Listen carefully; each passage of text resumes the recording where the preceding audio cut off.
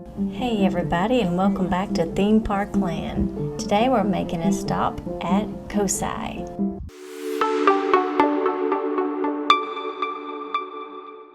The Center of Science and Industry in Columbus, Ohio. Now I'll tell you right from the beginning, this was not a full day visit for us. We were actually traveling farther north that day, and Columbus was just more of a stop along the way, so we just had a limited amount of time to explore. And because of that, it's not going to be a very detailed look at every exhibit inside. This place is much too big for that. It's really more of a casual walkthrough, what we were able to do and see while we were there. Even though we didn't get to do everything, I'm still really glad we stopped. As soon as we entered, we came into this large open atrium area, and one of the first things you notice is just how much is going on around you. There are different levels and things hanging overhead. COSI is a very large science center, and when you first walk in, it can take a minute to kind of get your bearings and decide which direction you want to go. Up above is COSI's high wire unicycle. It travels along a cable about 17 feet above the floor, and there's large counterweight underneath it which keeps the unicycle balanced on the cable. It's one of those attractions that is probably completely safe, but it still looks a little nerve-wracking when you see somebody riding it over the open atrium. Of course, right here near the entrance is one of COSI's classic attractions, the large pendulum. This is a Foucault, I don't even know if I'm pronouncing that right, pendulum, and it's designed to demonstrate the rotation of the Earth. The pendulum continues swinging in the same general direction while the Earth slowly rotates beneath it. Around the bottom there are these metal balls set up in a circle like you can see here, and as the pendulum gradually changes its position relative to the floor, it eventually knocks them over. You just kind of have to stand there and watch it. It's one of those things that's fairly simple to watch, but when you stop and think about what's actually being demonstrated, it's pretty fascinating. And apparently, pendulums have been part of COSI since the original Science Center opened back in 1964, so this is one of those classic and long-time COSI traditions.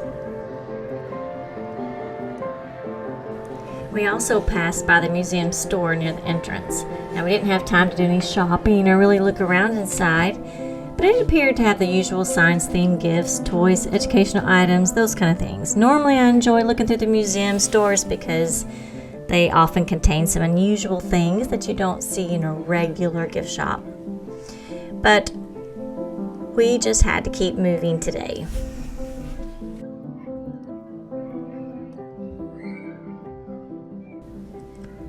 There is this Dinosaur Gallery, and that was our first major stop. And naturally, this is one of those areas that catches your attention immediately.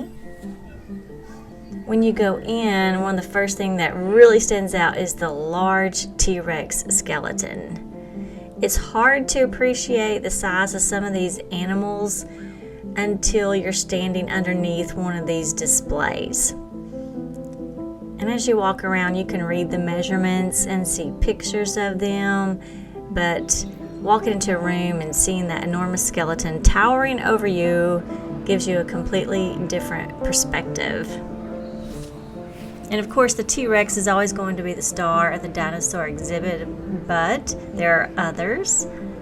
There are several other dinosaur casts and displays throughout the gallery, including Triceratops and other dinosaurs with unusual skulls and horns and crests and body shapes.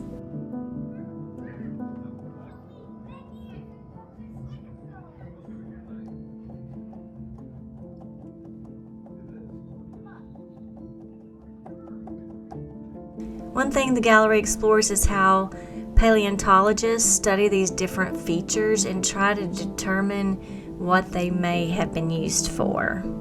Some could have been used for defense, for example, or attract mates, or regulate body temperature, or compete with one another.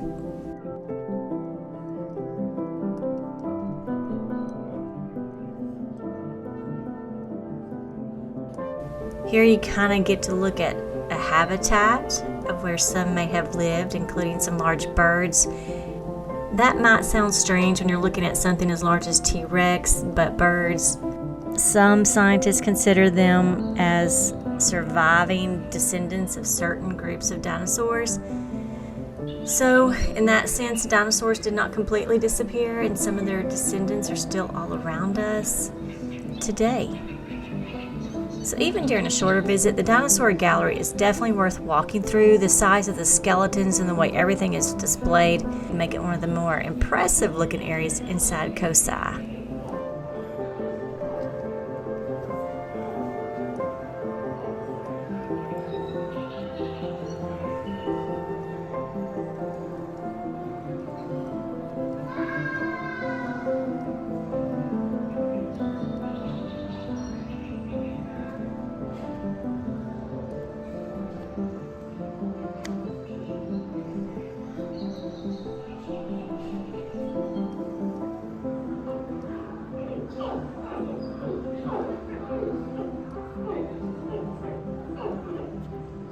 Located near the Dinosaur Gallery was a special exhibition called Mythic Creatures with dragons, unicorns, and mermaids.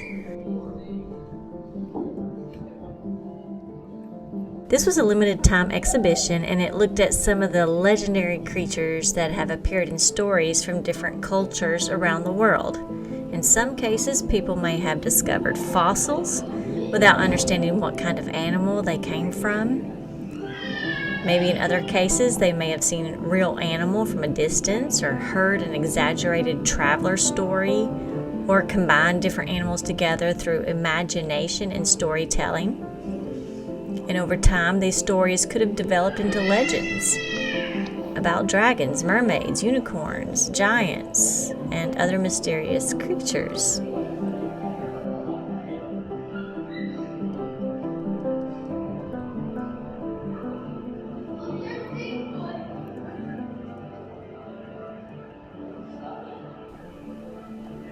Now, there were some very large models inside this gallery.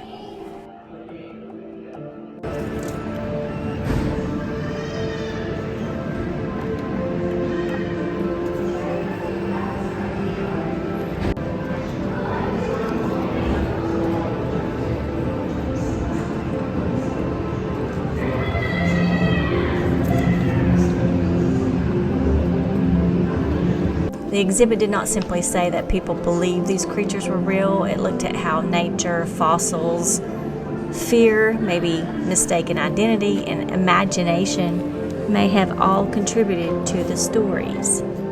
For example, imagine someone centuries ago finding a giant fossilized bone, but having no idea what a dinosaur was. A dragon might have seemed like a perfectly reasonable explanation.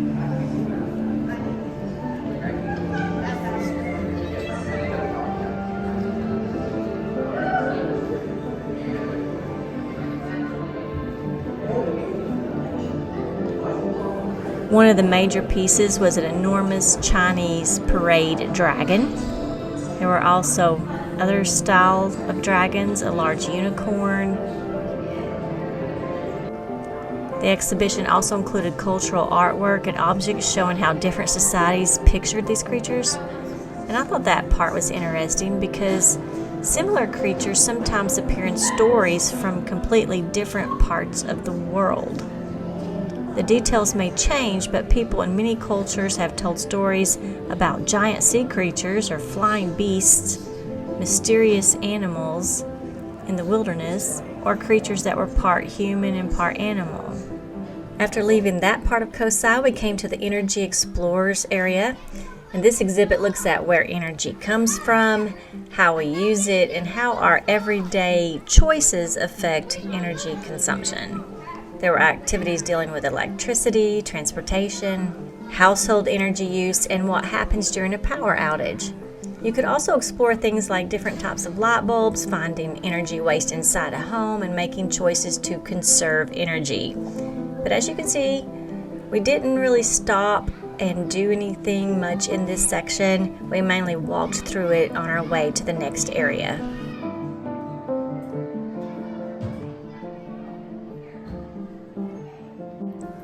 Next, we came to the Waves of Wonder area inside COSI's ocean exhibition, and this was pretty neat. As soon as you walk into the section, the atmosphere changes. It feels darker and more enclosed, and the design makes it seem like you're entering an underwater world.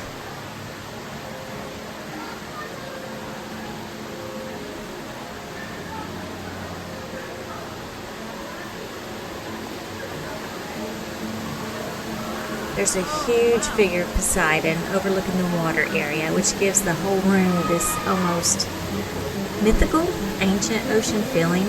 And there are several different ways to experiment with water. There were some water cannons, fountains, and different stations showing how water moves. One of the interesting things here is the laminar flow. That is when water flows smoothly in a steady stream with very little mixing or turbulence. It creates these clear, almost glass-like streams of water. There was also a large wave tank showing how waves form and how they move sand along this shoreline. You can watch the water repeatedly move back and forth and see how even small waves gradually change the shape of the sand.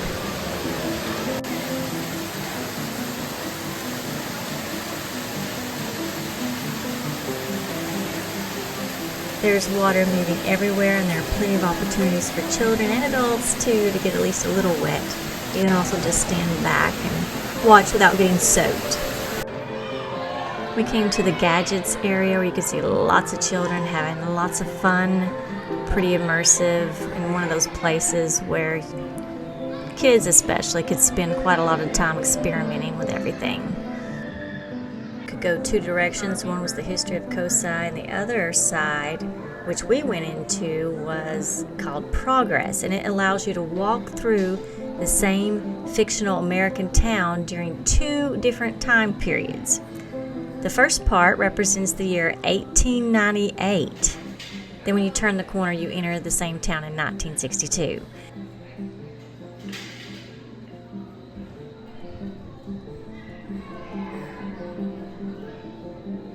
And this was just a really creative way to show how dramatically daily life and technology changed in a relatively short period of time. In the 1898 section, it really felt like stepping onto an old-fashioned street. You had the brick buildings, the wooden storefronts, a carriage, old signs and businesses that would have been familiar during that time. And it's more than a collection of objects sitting behind glass. You actually walk down the street and you can enter some of the businesses. So that makes it much easier to imagine what everyday life may have looked like and felt like. There were also old-fashioned toys and games, and we could look inside stores representing the kinds of businesses people would have visited during the late 1800s. There was an old telegraph office where visitors could learn about Morse code and sending messages over long distances. Today we can send a message across the country or around the world in seconds without giving it much thought. But in the late 1800s, the telegraph had completely changed communication. Before that, information could only travel as fast as a person. Horse, train, or ship could carry it.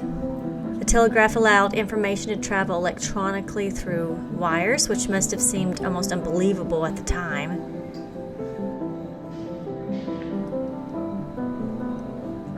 And I really enjoy exhibits like this because they help connect history with ordinary life. History is not only presidents, wars, and major events. It's also how people communicated, where they shopped, what they ate, how they traveled, and what they did for entertainment. Something as simple as looking inside an old store can help you understand the time period a little better. Of course, life in 1898 was not easy. Most work involved far more physical labor. Travel was slower. Communication was limited. Many homes did not have the conveniences that we now consider basic necessities. But there's still something interesting about walking through the recreated streets and seeing the craftsmanship, signs, and details. Here in Progress, Bailiwick's General Store will sell you just about anything you can think of. Lately, though, Bailiwick's is...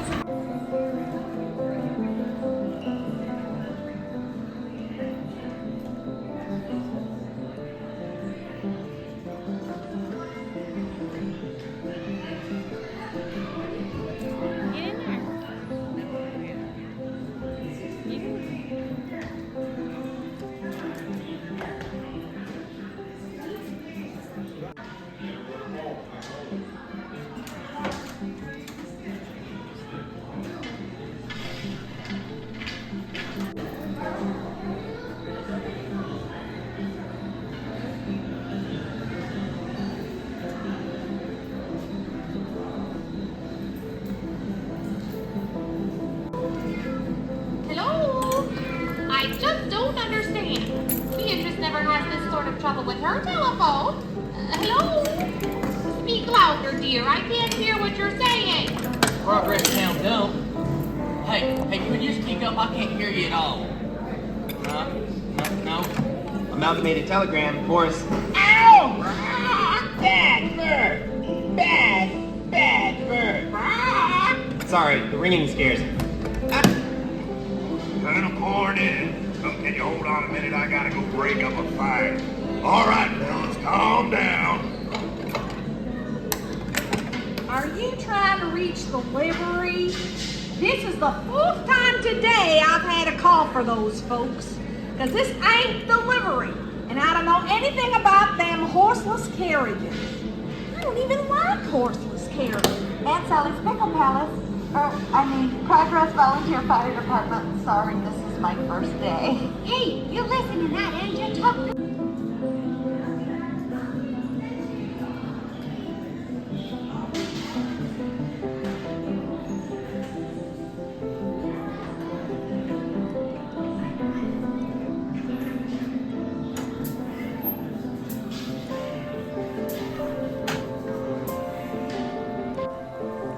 And then you turn the corner, Progress 1962, and it's supposed to be the same town, but now it looks completely different. The dirt and brick street has given way to pavement. Cars have replaced horses and carriages. Now there's a gas station instead of the stable. Telegraphs have given way to telephones and television. And the storefronts, advertising, and everyday products all reflect a much more modern America. One of the best parts was the old diner. You could step behind the counter, look at the menu, and pretend to serve food. The diner has that classic early 1960s appearance with the counter, stools, signs, and all those little details. Definitely an exhibit that children can enjoy.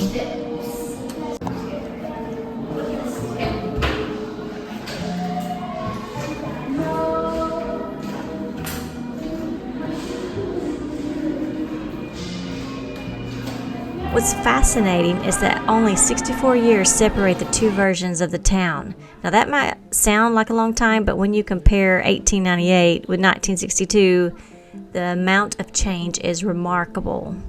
There was also an old telephone booth. That is something younger visitors may only recognize from movies now. For many years before everyone carried a phone in their pocket, public telephone booths were an ordinary part of daily life. So within this one exhibit, you can see the transition from the telegraph office of 1898 to television broadcasting in 1962.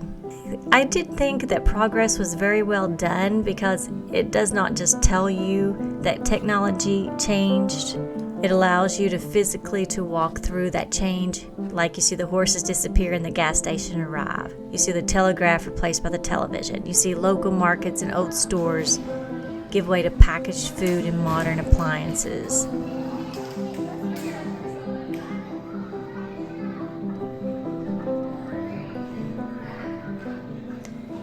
This was the area where we spent most of our time, and I could have stayed longer. There were plenty of small details to look at, and it was fun being able to walk into the different buildings instead of only viewing everything from a distance.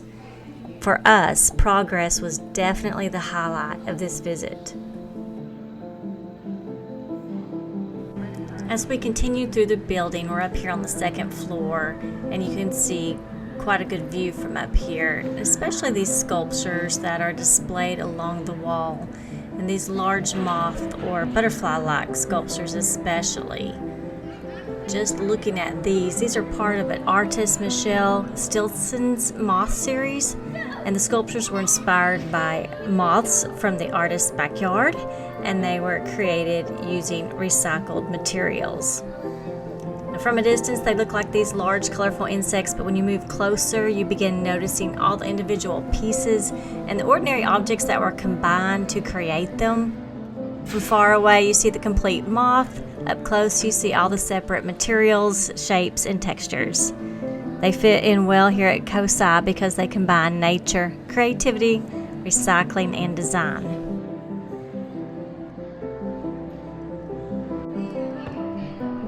We tried to go into the planetarium.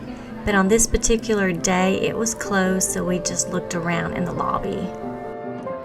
By this point, it was time for us to head back outside and continue our trip north. COSI is located in downtown Columbus, and the current building opened in 1999, incorporates part of the former Central High School building. And as we made our way away from the building, we came across this small dinosaur sculpture walk. These little dinosaurs were a fun way to continue the theme from the Dinosaur Gallery inside. It's not a large trail, but it adds something extra to the outdoor area and gives visitors one more place to stop for pictures. And after seeing the enormous dinosaur skeleton indoors, these little outdoor dinosaurs seem quite friendly.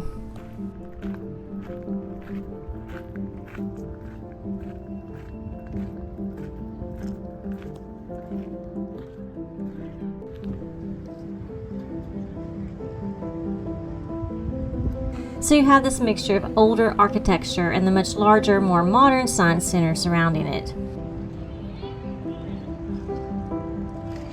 We also walked through the rain garden area as we were leaving. This was a quiet little transition away from the busier museum environment. The path takes you through some plants and landscaped areas before leading you farther away from the building. Let me know in the comments whether you've ever visited COSI and which exhibit is your favorite. Thank you so much for watching Theme Park Land. I love y'all. Please share the love by giving the video a thumbs up. Subscribe to the channel for more attractions, museums, and travel experiences. And I'll see you on the next adventure. Make a great journey.